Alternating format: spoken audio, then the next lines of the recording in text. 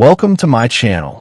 Today, I'm sharing an unbelievable true story of how I learned to speak English fluently in just 30 days, without joining any classes, without spending money on grammar books, and without a teacher. If you've ever felt stuck, shy, or afraid to speak, this story will inspire you. You'll see exactly what daily habits, speaking techniques, and smart tricks I use to turn my broken English into confident, natural conversation. By the end of this video, you'll know that learning English fast is possible for anyone, even if you're starting from zero. So, stay tuned and let's begin. My name is Aisha, and I grew up in a small town where English was rarely spoken. Most of my friends didn't care about learning it, and in school, it was taught like a boring subject with endless grammar exercises. I could barely introduce myself in English without stammering. But everything changed when I got an email for a job interview, the position I'd always dreamed of, and it required speaking fluent English. I had only 30 days before the interview date. There was no money for English classes, no time for formal lessons, and no access to native speakers in my area. At first, I panicked. Then I told myself, if I can't join a class, I will create my own learning system. My plan was to make English a part of my life every single moment. I started by changing my phone, laptop, and social media settings to English. I even labeled objects in my room, mirror, chair, notebook, so I could see English words every day. I decided not to touch a grammar book for the first 2 weeks. Instead, I would learn English like a child learns their first language, by listening, speaking, and repeating. Every morning, before breakfast, I would stand in front of the mirror and speak in English for 10 minutes. It didn't matter if I made mistakes or repeated the same words over and over. I was training my mouth to form English sounds naturally. I watched interviews, TED Talks, and YouTube videos only in English, with English subtitles. Whenever I heard a new word, I paused, repeated it out loud, and wrote it in a small notebook I carried everywhere. In the first few days, I struggled badly. My sentences were broken, I forgot words in the middle of speaking, and I felt frustrated. But by day 5, I noticed something amazing. I could form simple sentences without translating from my native language. I remember walking to the market and thinking in English, I need to buy bread. It was a small step, but it felt like a huge victory. In the second week, I focused on listening and speaking at the same time.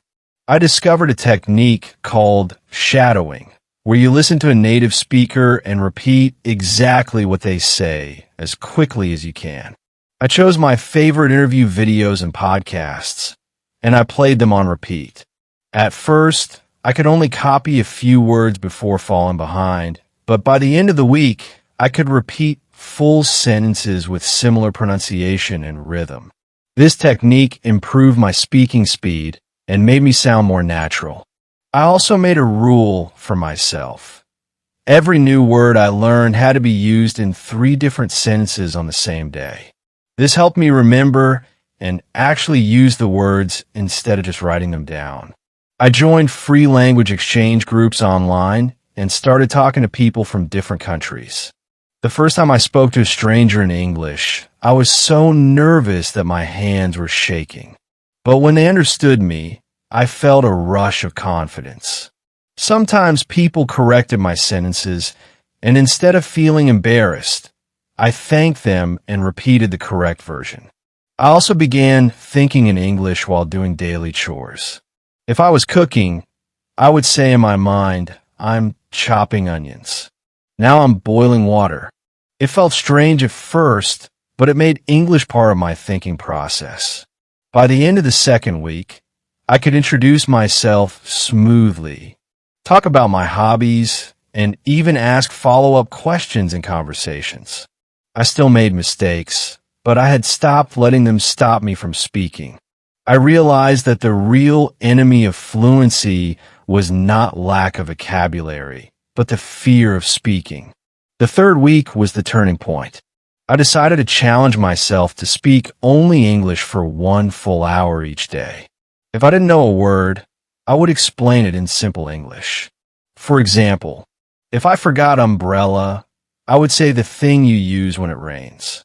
This skill, called circumlocution, kept the conversation flowing even when I lacked vocabulary. I also started recording a daily video diary. Each night, I would talk about my day, my plans, or a random topic for 5 minutes. Watching the videos from week 1 compared to week 3 was shocking. My sentences were longer. My pauses were shorter, and my confidence was much higher. I began to notice how native speakers used short phrases like "by the way," "as far as I know," and "at the end of the day." I practiced adding these to my own speech, which made me sound more natural. For pronunciation, I worked on sounds that were difficult for me, especially th in think and teach in this. I practiced them in front of the mirror, exaggerating my mouth movements at first until they felt natural. I also joined live discussion rooms on social media platforms where people spoke English casually. At first, I just listened, but after a few sessions, I started joining the conversations. The moment I told my first joke in English and everyone laughed was unforgettable.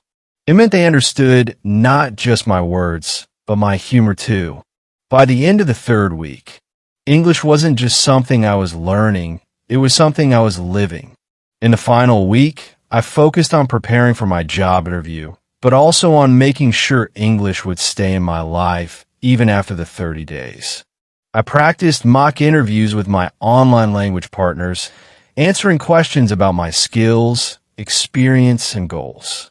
I forced myself to speak for at least 2 minutes per question without stopping. This trained me to think quickly in English and organize my thoughts clearly. I also challenged myself to speak to strangers online about deeper topics like what makes a good leader or what is the meaning of success.